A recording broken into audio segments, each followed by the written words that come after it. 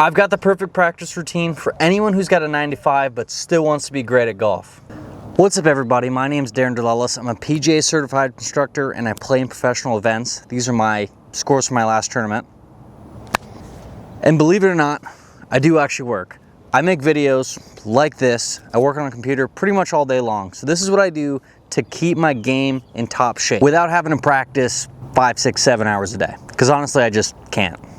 So let's talk about how I split up my practice. I like to do it 2 different ways. I either work on full swings and chipping, or I work on putting and chipping. The reason I do it this way is chipping has been the weakness in my game recently, so I spend the most time on that. For most people, I would guess that putting's the weakest part of your game, so you should be doing full swings and putting and then chipping and putting if you're gonna split it up the same way I do.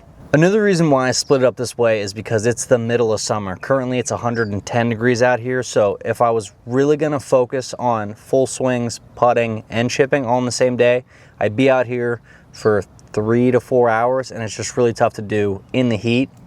And whatever I'm doing last, I probably won't be very focused on. So I make sure I just do 2 things that I can stay focused on, and then the next day, I'm fresh again and I can focus on the things I have at hand. And if you are practicing 1 day a week, don't use the format that I'm using. Do everything in 1 day. Putt, chip, full swing. Make sure you putt. Make sure you putt. A lot of people don't putt enough. Make sure you putt. So today happens to be one of the days that I am doing chipping and full swings. And I always start with chipping because, well, it's my weakness. I'm always gonna start with the weakness. This is when I'm the freshest and more mentally there. The longer I go, the easier it is to get distracted. So I'm gonna start with the weakness because then I'm gonna get the most work out of this section. I always chip with 5 balls because it does a couple things for me. I can focus on what I'm trying to work on, which for myself is making sure the weight moves forward on the way back and then stays there. I like to lean back and bottom out early, but also too, being that it's 5 balls, I can bounce around a lot and I can gain some feel rather than if I just sat here and hit 100 balls working on that one move. Yeah, I would get really good at this shot and I'd get really good at that move, but I wouldn't gain any feel if I don't bounce around. Now for the structure of this chipping session, I'm gonna use the example as if you only had 20 minutes to practice. So there's gonna be 4 sections, so it'll be 5 minutes per section. If you have more time, adjust the sections accordingly. But 4 sections. First one is gonna be bump and runs. You're gonna spend 5 minutes hitting bump and runs. Again, focus on what you're gonna work on, focus on where you wanna land it, just focusing on executing the shot. So you spend 5 minutes doing that.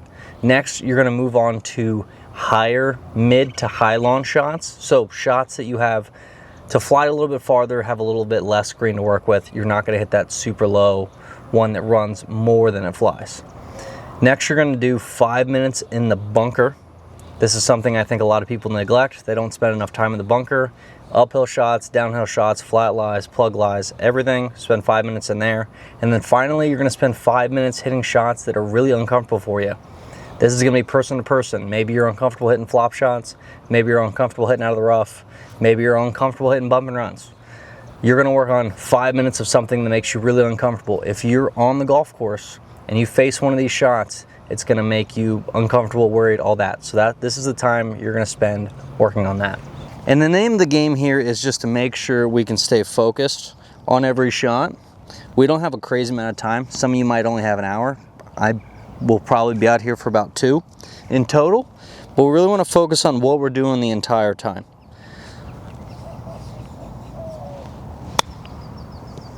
One other thing I'm really focusing on to help me develop the feel for these shots is I want to pick out a spot I want to land the ball on when I'm doing this. So it's not really just willy-nilly hitting shots and only focusing on the move I'm working on or whatever you're going to work on. I also want to, again, develop that feel. So we're picking a spot out there. It's kind of a greener, brighter greener spot that I'm looking at.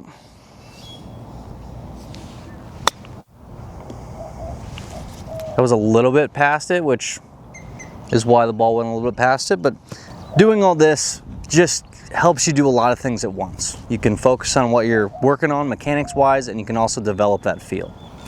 And how long you do this is basically just gonna depend on how long you can stay focused and how much time you really have. If you only have 40 minutes, spend 20 minutes here, spend 20 minutes on the full swing, and you can go on home. But really just focus on what you're doing, be intentional with your practice. I'm gonna do this for, call it 30, 40 minutes, bouncing around, hitting a bunch of different shots. Make sure you're not hitting the same thing over and over and over again. Change the club, change the shot type, hit some out of the bunker, hit some high ones, hit some low ones. Just really change it up, you'll develop the feel, and it'll transfer to the course a lot better. So I'm gonna get to work on this. I'll see you at the full swings.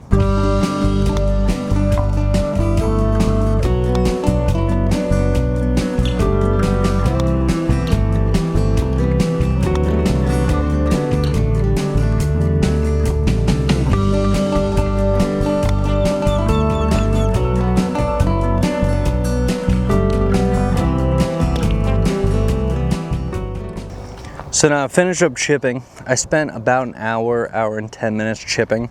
Again, you don't have to spend as long as I did.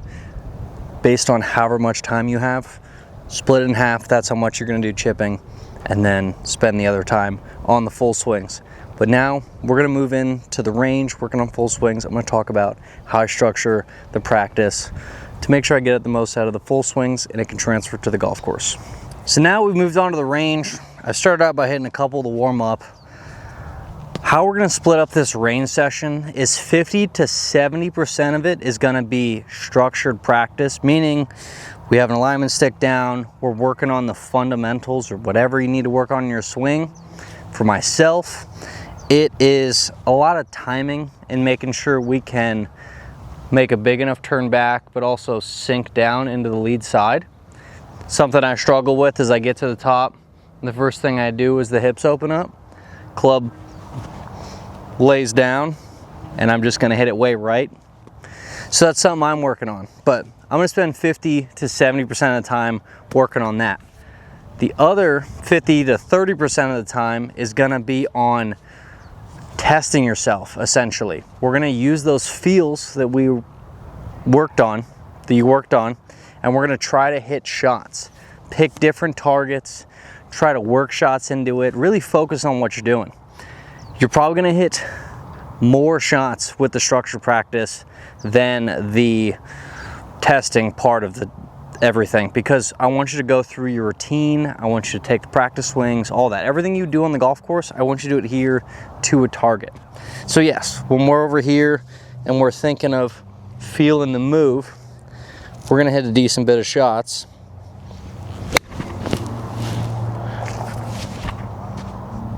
But when we get up to the testing part of your practice, this won't be here.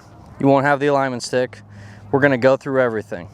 Pick the shot, find the target, get yourself aligned, all that. And we're gonna try and focus on using the moves you worked on to create the right shot that you're looking for. Again, timing wise, this is the same thing for chipping. If you only have 20 minutes to spend on the full swing, meaning you had 40 minutes total, you're gonna spend 10 to 12, 13 minutes doing the structure practice, and then the other 10 to 7 minutes is gonna be testing yourself. If you somehow have a lot of time, but can't manage to stay focused the whole time, don't be out here for 3-4 hours.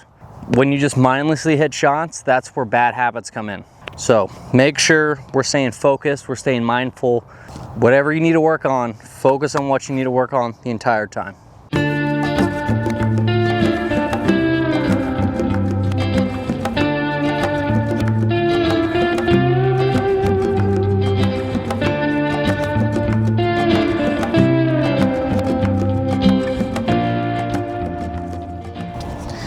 All right, so now finished my block practice, structure practice per se.